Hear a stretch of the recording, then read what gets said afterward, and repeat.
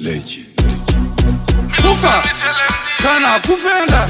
kutenda chititakaenda akufu arufu mukutsu wemukunzu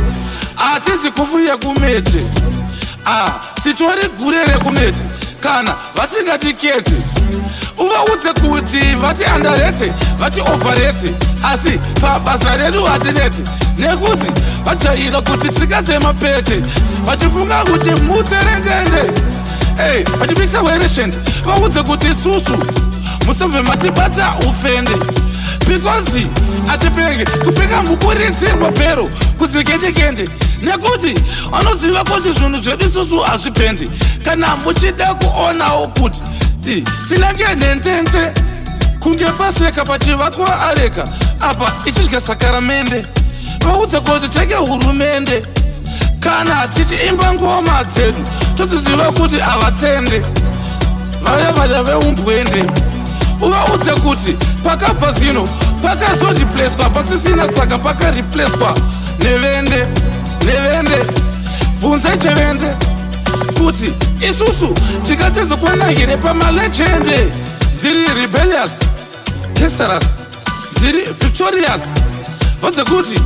kubva day 1 mange musikazvione here ko ndiri dangerous neto ndakatozvarwa ndiri vicious nyange pandaimba pamaconscious wainatsoona kuti ndini handizi munhu wekudhauta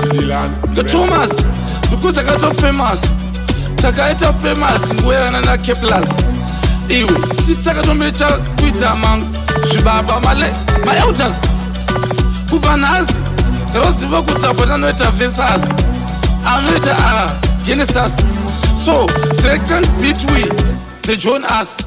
If you don't beat them, join them. Isusu will keep going. If we can't beat you, we would rather go back. Tobva taenda kusession, toenda ekuti nokuchokera, tobva tati todzokera, nekuti kana muchitondera kuti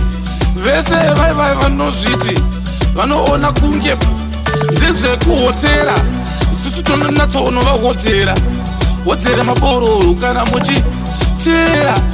kuti hondo hadzidhure saka tokutengera tongokutengera because ndozvavanotivengera tisingazofe taregera